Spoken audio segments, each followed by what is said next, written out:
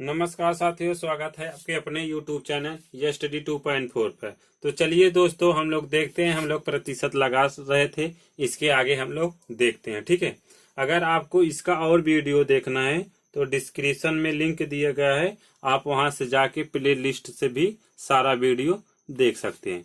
तो चलिए हम लोग स्टार्ट करते हैं। देखिए किस तरह से होगा। 5:4 मतलब 5:4 कितने प्रतिशत के बराबर होगा। तो आप क्या करेंगे, यहाँ पर देखिए, अगर कोई चीज मान लीजिए ए अनुपाते बी दिया है, अगर आप इसको फिर दिया है सी अनुपाते ई मान लीजिए, तो आप इसको क्या लिख सकते हैं, आप ए बटा बी लिख सकते हैं बराबर सी बटा ई। मतलब अनुपात के जो बगल में जो अंक है आप उसको क्या बटा में लिख सकते हैं। ठीक है, तो वही चीज यहाँ पे करना है। तो 5/4 कितना प्रतिशत, मतलब 100। काट दीजिए, 25 चौका 100 कट गया, तो बराबर कितना है 5×25। आप गुणा कर दीजिए, 5×5 = 25 और 5×2 = 10, 2 = 12। 125 प्रतिशत के क्या होगा, बराबर होगा। ठीक है फ्रेंड्स, ये चीज आपको समझ में आया। इसका सही आंसर इसमें से क्या होगा, बी, 125 प्रतिशत।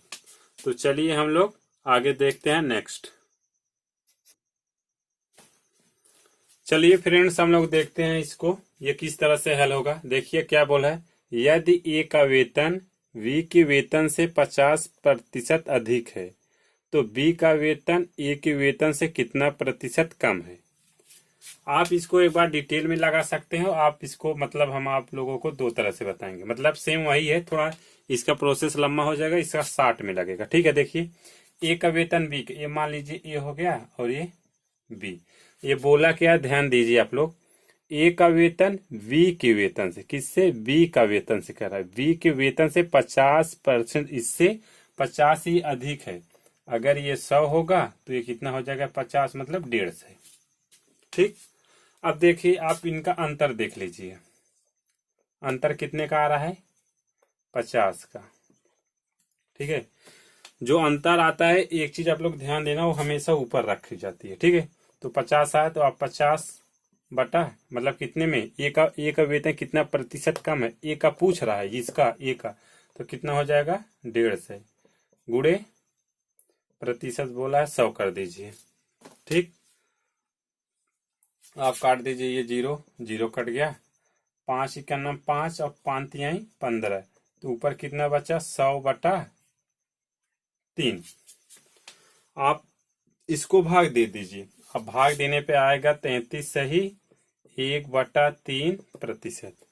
यही क्या हो जाएगा इसका आंसर। ठीक है फ्रेंड्स, तो देखिए दोस्तों, अगर आपको 60 में मतलब डायरेक्ट लगाना तो आप क्या करेंगे, ये 50 बोला है, आप पहले 50 रख दीजिए डायरेक्ट। 50% अधिक है तो 50 में अधिक कर दीजिए बटा 100 कर दीजिए सीधा, फिर काट दीजिए, 0 0 कट गया, 5 × 9 5 और 5 × 3 15, तो ऊपर कितना बचा 100/3। तो आप इसको जब भाग दे देंगे तो आ जाएगा 33 सही 1/3 प्रतिशत। यही क्या हो जाएगा इसका आंसर। ठीक है दोस्तों, ये चीज आपको समझ में आ गया होगा। तो चलिए हम लोग देखते हैं नेक्स्ट क्वेश्चन।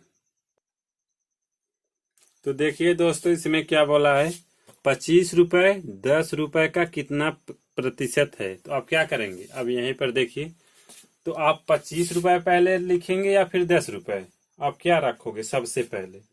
अगर इस तरह से अगर आपको क्वेश्चन दे रहा है तो आप सबसे पहले इसको रखेंगे, क्या 25 रुपए 10 रुपए का कितना प्रतिशत है, ये पूछा है।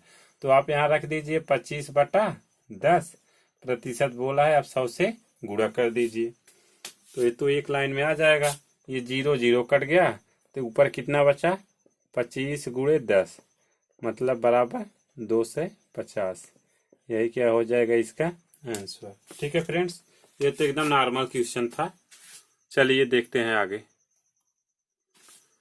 चलिए फ्रेंड्स, हम लोग देखते हैं ये किस तरह से हल होगा। देखिए, एक गांव में 30% लोग शिक्षित हैं और यदि गांव की कुल जनसंख्या 600 है तो उसमें अशिक्षित लोगों की संख्या।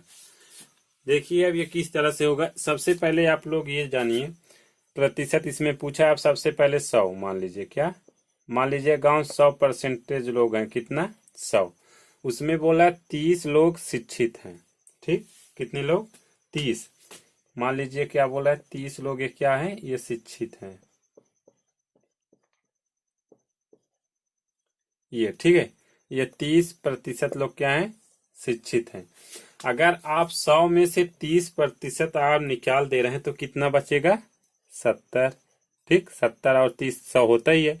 इसमें बोला है 30 लोग शिक्षित हैं, आप 30 निकाल दिए, कितना बचे, 70। जो 70 बच रहे हैं ये क्या है, अगर ये जो बच रहे हैं ये अशिक्षित हैं, क्या, अशिक्षित। ठीक, ये क्या है, अशिक्षित हैं। अब देखिए क्या बोला है, यदि गांव की कुल जनसंख्या 600 हो, कुल जनसंख्या पूछी है तो, और इसमें अशिक्षित लोगों की संख्या पूछ रहा है, तो कुल जनसंख्या कितनी है, 6, 600 गुणे अशिक्षित लोग यहाँ पर कितने हैं, 70%, कितने में, 100 में, क्योंकि ये कितने अशिक्षित लोग हैं, तो बटा 100, क्योंकि परसेंटेज पूछा है। ठीक है, तो आप एक काम करिए, ये 2 जीरो, ये 2 जीरो काट दीजिए, ऊपर कितना बचा है, 6 गुणे 70 बराबर 7 छंग 42, कितना, ये चीज देखिए, ये यहाँ पे 1 जीरो है, ठीक है, गलती हो गई थी थोड़ा, 6000 है ये, तो इसमें 2 जीरो, ये 2 जीरो कट गए, और 7 छंग 42, यहाँ देखिए तो कितना आ जाएगा, 42 सही। इसमें से कौन होगा, इसमें से ऑप्शन नंबर डी। ठीक है फ्रेंड्स, आपको समझ में आया, देखिए किस तरह से बोला है, देखिए समझिए, एक गांव में 30 लोग शिक्षित हैं, तो मैंने 100 मान लीजिए 100 लोग थे उसमें से, और 30 लोग शिक्षित थे। ठीक है, यदि गांव की कुल जनसंख्या 6000 है, तो उसमें अशिक्षित लोगों की संख्या पूछ रहा है, हमसे अशिक्षित पूछ रहा है, ये शिक्षित नहीं, हमसे इसका प्रश्न किया है, इसकी जनसंख्या पूछ रहा है। तो अगर 100 में से आप 30 निकालेंगे कितना बचेगा, 70, और गांव की जनसंख्या कितना दी है, 6000, 6000 तो अशिक्षित है, ये आप निकालेंगे कितना परसेंट होगा, तो 6000 गुणे 70 बटे 100, तो बराबर काट दीजिए, 7 छंग 42 आ गया 42 से। उम्मीद करता हूं दोस्तों आप लोगों को ये चीज समझ में आ गई होगी। तो चलिए हम लोग चलते हैं नेक्स्ट। तो आइए फ्रेंड्स हम लोग देखते हैं इसमें क्या बोला है, एक छात्र को उत्तीर्ण होने के लिए 40% अंक प्राप्त करने होते हैं। ठीक, वह 67 अंक पाता है और 13 अंकों से फेल हो जाता है, तो अधिकतम अंक बताओ। एक बात बताइए, अगर वो 40 अंक प्राप्त करना होता है, उसको 67 अंक पाता है और 13 अंक से फेल हो जाता है, अगर वो 67 पा रहा है और 13 अंक से फेल हो रहा है, अगर आप प्लस इसमें अगर जोड़ दे रहे हो तो पास हो जाएगा कि नहीं।